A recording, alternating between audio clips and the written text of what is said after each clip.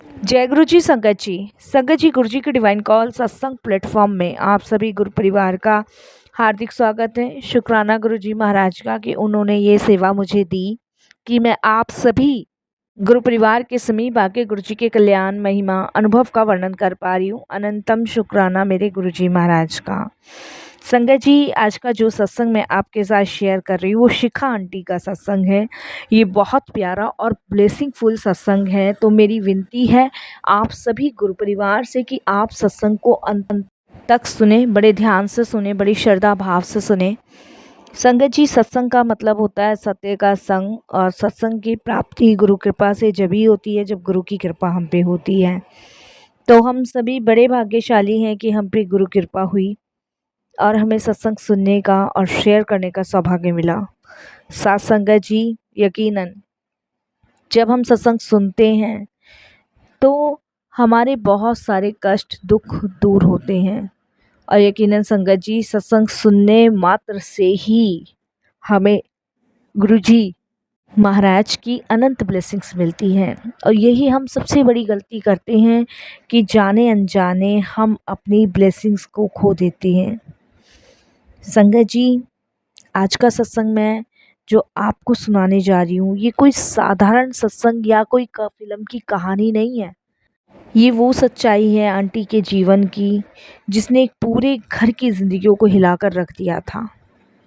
संगत जी, जब मैंने आंटी का सत्संग रीड किया तो मुझे पता चला कि कभी इस घर में हंसी खुशी थी और वहाँ अचानक से मौत, बीमारी, धोखा और अंधेरा छा गया।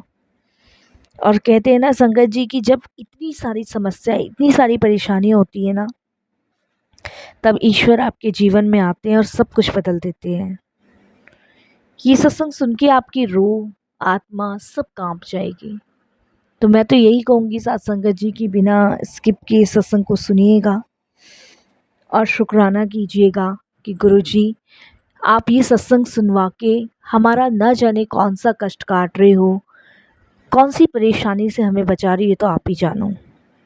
संगत जी, इसके अलावा अगर आप भी अपने सत्संग अनुभव शेयर करना चाहते हैं तो हिंदी में साफ राइटिंग में आप अपना सत्संग लिख कर हमारी जीमेल आईडी पर सेंड कर सकते हैं, ताकि आपके द्वारा सुनाए गए सत्संग से जो भी गुरुजी महाराज की नई जुड़ने वाली संगत होगी उन्हें गुरुजी के कल्याण, महिमा, अनुभव के बारे में ज़्यादा से ज़्यादा पता चलेगा।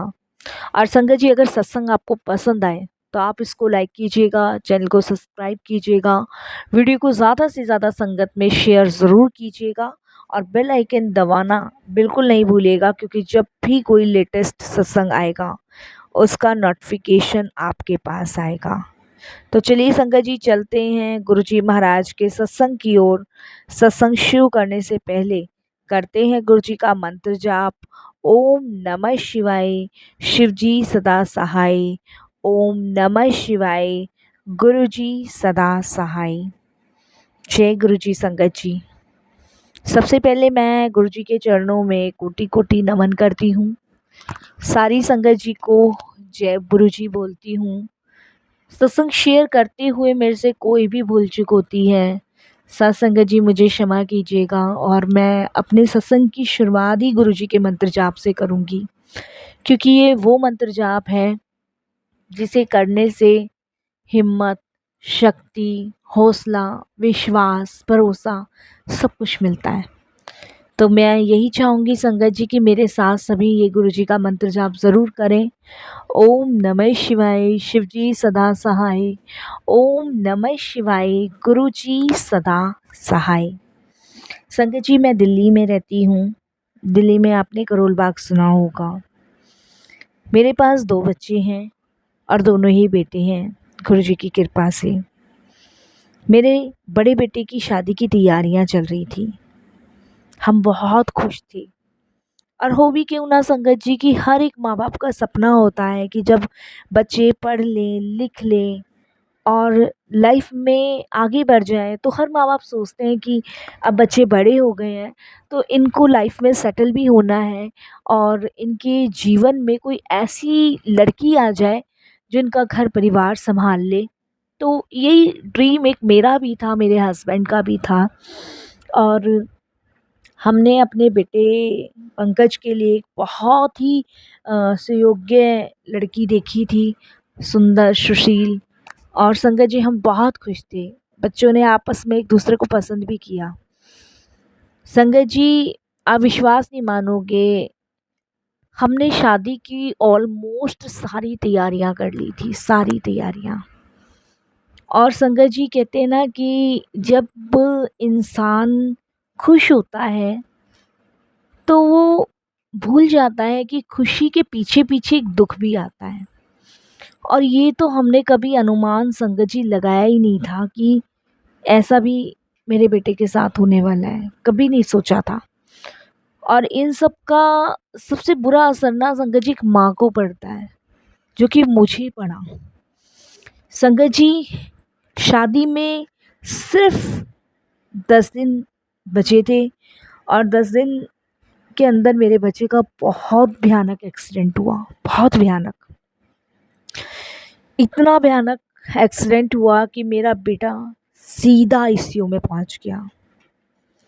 और उस पे डॉक्टर्स ने हमें कहा कि कोई उम्मीद नहीं है। संगत जी, मेरे फैमिली का इतना बुरा हाल था, इतना बुरा हाल कि मैं आपको बता नहीं सकती। और हमसे भी कहीं ज़्यादा उस लड़की का हाल था बुरा, जिसने 10 दिन बाद अपनी शादी में आगे जीवन को बढ़ने के सपने देखे थे। उसका भी बहुत बुरा हाल था। हम रो रो के बेहाल हो गए थे संगत जी, हम टूट गए थे। संगत जी, एक माँ पे तो जो बीतती है सो बीतती है, लेकिन उस लड़की का क्या, जिसने मेरे पंकज के साथ पूरी जिंदगी जीने का सफर तय कर लिया था, उसकी हालत बहुत खराब थी। इधर संगत जी, आप जानते ही हो, कुछ ऐसे लोग होते हैं जीवन में जो अपनी हरकतों से, अपने तानों से बाज नहीं आते। और वही हुआ संगत जी। कुछ रिश्तेदारों ने, कुछ पड़ोसियों ने ये ताने मारने शुरू कर दिए कि शायद तुम्हारे पंकज के लिए लड़की शुभ नहीं है। हम तो अब भी कहेंगे कि इस लड़की से शादी मत करो। शादी होने से पहले ही तुम्हारा बेटा देखो आईसीयू में पड़ गया। और ये परिवार ही शायद मनहूस है, तुम इस लड़की से अपने पंकज की शादी मत करो। ये सब चीजें, ये सब बातें होने लग गई संगत जी। लेकिन मेरे और मेरे हस्बैंड के दिमाग में कभी ये चीज नहीं आई। इसमें लड़की का क्या दोष, इसमें उसके परिवार का क्या दोष। इसमें तो वही चीज है कि जो आपके भाग्य में लिखा है वो होना ही होना है। संगत जी, उसी वक्त मेरा बड़ा भांजा हमारे पास आता है हॉस्पिटल में, और मुझे, मेरे हस्बैंड को कहता है कि मामा मामी, आप मेरे साथ गुरुजी के दरबार चलो और डरो मत, पंकज भैया ठीक होएंगे। भले ही डॉक्टर्स ने जवाब दे दिया है, लेकिन पंकज भैया ठीक होएंगे, आप गुरुजी के पास चलो। उसने बताया कि उसका एक दोस्त है, उसके पापा का भी एक्सीडेंट हुआ था, और गुरुजी के दरबार में जाने से, गुरुजी की कृपा से आज वो बिल्कुल ठीक है। और देखना, पंकज भैया फिर से उठेंगे, फिर से हम शादी की तैयारियों में लगेंगे। मैं, मेरे हस्बैंड पूरी तरह टूटे हुए थे। हमें समझ नहीं आ रहा था क्या करे क्या नहीं। लेकिन संगत जी, फिर अंदर से मेरे एक आवाज़ आई कि मैं जाऊंगी। अब मैंने अपने भांजे को कहा कि मैं चलूंगी, तू जहाँ लेके चलेगा, जिस मंदिर लेके चलेगा मैं चलूंगी। जबकि मैं गुरुजी को जानती नहीं थी, कभी गई नहीं थी, लेकिन अंदर से एक अचानक से आवाज़ आई। और संगत जी, मैं अपने भांजे के साथ चली गई। मेरे हस्बैंड उस समय हॉस्पिटल में थे और मैं अपने भांजे के साथ गुरुजी के बड़े मंदिर गई। मुझे याद है संगत जी, 7:30 बजे हम गुरुजी के दरबार पहुँचे। मेरा भांजा पूरी रास्ते मुझे गुरुजी की बातें बताता गया। पूरे रास्ते यही कहता रहा कि आप डरो मत मामी, हम जहाँ जा रहे हैं ना, वहाँ से देखना खाली हाथ नहीं लौटेंगे। संगत जी, हम पहली बार गुरुजी के दरबार पहुँचे। दरबार में जाते ही संगत जी मेरी आंखों से आंसू निकलना शुरू हो गए। और संगत जी, जब मेरी आंखों से आंसू निकलना शुरू हो गए तो इतने में एक अंकल आते हैं और वो कहते हैं कि आंटी, आपकी परेशानी जो भी है, आपकी परेशानी गुरुजी सब जानते हैं, आप चिंता मत करो, ये जल प्रसाद लो और अपने बेटे को पिला दो। मैं हैरान संगत जी कि यहाँ कैसे किसी को पता चल सकता है कि मेरा बेटा बीमार है। और ये बात संगत जी उधर की है जहाँ गुरुजी महाराज की शिव मूर्ति रखी हुई है। संगत जी, मैंने नज़र उठाया और उन अंकल के फेस से इतना तेज निकल रहा था, बहुत तेज। लेकिन उस समय मैंने उनकी बात सुनी और संगत जी मैं फटाफट से उस जल प्रसाद की बोतल को लेके संगत जी हॉस्पिटल आ गई। आईसीयू में जाने नहीं दे रहे थे, लेकिन मैंने बड़े हाथ पैर जोड़े कि मुझे सिर्फ एक बार मेरे बेटे से मिलने दो, सिर्फ एक बार। बड़ी मुश्किल से कह कू के आईसीयू के अंदर गई। मेरे बेटे की हालत देख के संगत जी मेरे दिल की धड़कनें तेज हो गई। मेरा बेटा पूरी तरह मशीन में लिपटा हुआ था, वेंटिलेटर पे था। ये समझ लो कि वेंटिलेटर की वजह से उसकी धड़कन चल रही थी, नहीं तो कुछ भी नहीं था। मैंने थोड़ा सा जल प्रसाद उसके मुंह पे डाला, उसके शरीर पे लगाया और वहाँ से चली आई। और मन ही मन बैठ के बस यही प्रार्थना चेयर पे बैठ के करती रही कि अब आप जानो, अब आप जानो। संगत जी, आप विश्वास नहीं करोगे, नेक्स्ट डे जब डॉक्टर्स ने हमें आवाज़ दी, क्योंकि वहाँ अनाउंसमेंट होती थी जिस भी पेशेंट को बुलाया जाता था, मैं मेरे हस्बैंड गए डॉक्टर्स के पास और डॉक्टर्स ने कहा कि आपके बेटे को वेंटिलेटर से हटा के बेड पे डाल दिया है, आप मिल सकते हो। जब मैं बेटे के पास गई तो मुझे कहता है कि माँ, पता नहीं मेरा एक्सीडेंट तो हुआ, लेकिन मुझे रात को एक ड्रीम आया। मुझे एक लंबी सुरंग में ले जाया जा रहा था, 4 काले साए मुझे खींच रहे थे। तभी अचानक से एक बहुत तेज रोशनी आई, एक आवाज़ आई, बेटा वापस जा, तेरी माँ रो रही है। संगत जी, जब ये बात मेरे बेटे ने बताई तो मैं बस मन ही मन गुरुजी का धन्यवाद करने लगी। मेरा बेटा कहता है कि माँ, वो रोशनी मुझे नहीं पता कैसी थी, लेकिन मुझे किसी ने धक्का दिया और मैं वापस से एकदम से आँख खोल बैठा। मेरी रूह काँप गई ये सब सुनकर। मेरा बेटा संगत जी कंटिन्यू 10 दिन हॉस्पिटल में रहा। 10 दिन बाद वो ठीक ठाक होकर घर आया।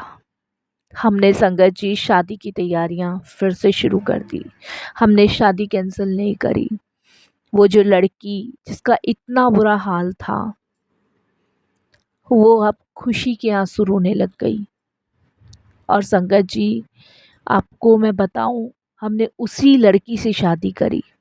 वो आज मेरे घर की बहू है। आज मेरा बेटा, मेरी बहू अपना खुशहाली भरा जीवन जी रहे हैं गुरु जी की कृपा से। संगत जी, आज मेरा बेटा जो है वो सिर्फ गुरु जी की ब्लेसिंग से, उनकी कृपा से है। उस दिन अगर मेरा भांजा शायद गुरु जी के पास नहीं लेके जाता तो मुझे नहीं पता क्या होता। संगत जी, बस मैं यही कहूँगी आपको कि कभी भी आपके जीवन में भी कोई ऐसा अंधकार हो, अगर मौत, बीमारी या धोखे ने आपको घेर रखा हो, तो बस हार मत मानना, गुरु जी की शरण में चले जाना। वो आपकी किस्मत बदल देंगे। वो मौत के साए तक को रोक देते हैं, क्योंकि उनका आशीर्वाद सदैव सभी संगत के साथ है। जय गुरु जी।